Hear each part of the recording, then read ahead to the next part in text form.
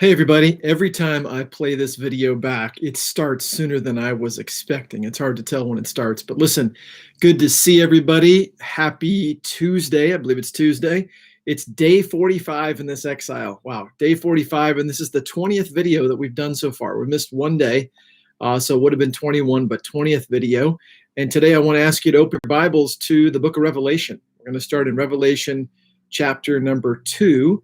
Many of you know, and a lot of you are in my class, that I've been writing a commentary through every verse of the book of Revelation. I'm a little over halfway done with that, and I've been presenting that every week.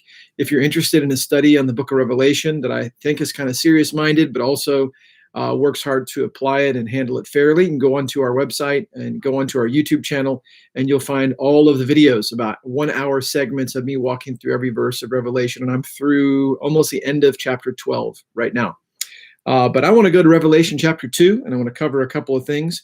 As you're turning there, let me say, as we're preparing for whatever the governor, whatever our county, and whatever the mayor of Weston require for potential reopening, whenever that would be, I want you to know that as a church, by God's grace, we're stocked up. We have everything that we would need. We have thousands of masks, literally, you heard me right. We have thousands of gloves, you heard me right. We've got brand new hand sanitizer stations all over the campus. We've got hand sanitizer and toilet paper and tissue and all those wonderful things. So I'm very excited about that. God's provided a lot for us. The women's conference. Women's conference is this Saturday, and it starts at 9 a.m. In fact, here is the conference schedule. It's online in some places. I don't know if that's working. You should be able to find it on social media, but there is the conference schedule starting on Saturday morning. I hope that you'll be able to join with that. Let's look at Revelation chapter 2. We're going to jump around a little bit, but stay with me. Revelation 2, verse 7.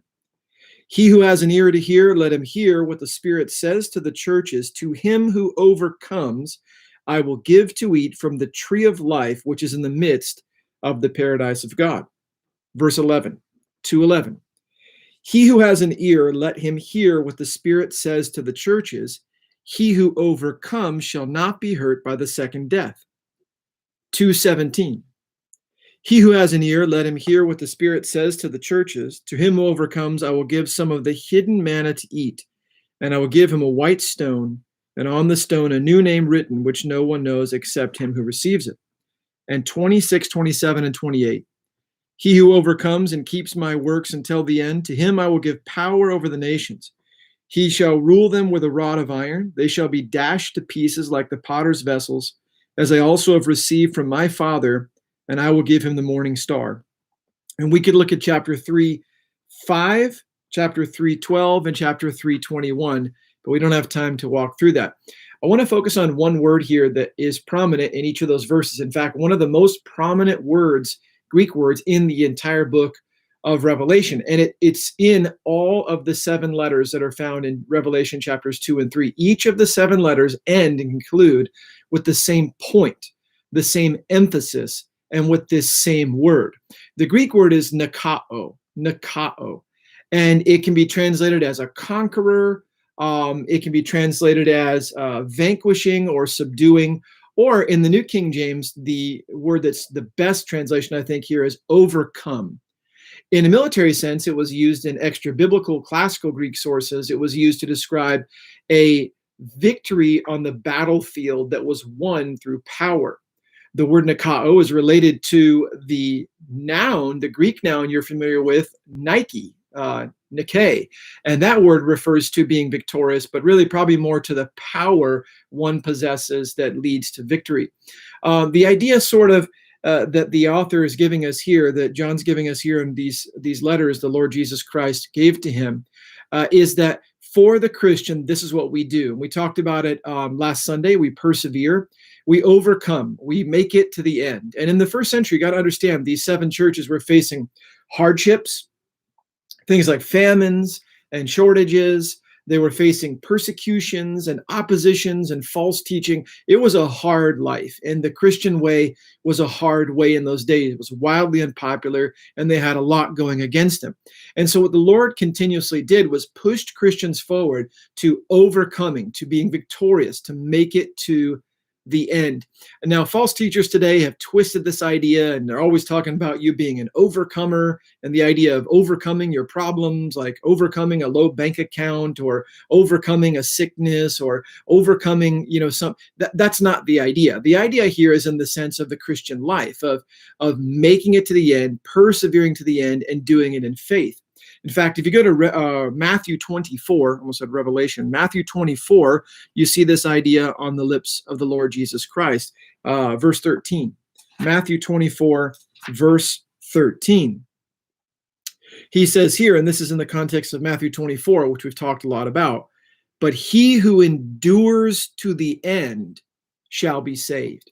The idea here is that that's what we do. We have faith up to and through death. That's what we do. We overcome and continue to the end. Now, in the next couple of days, I'm not sure, I think, Lord willing, I'll go back and I'll show you that each of these are actually promises. There are 7 promises here to those that overcome.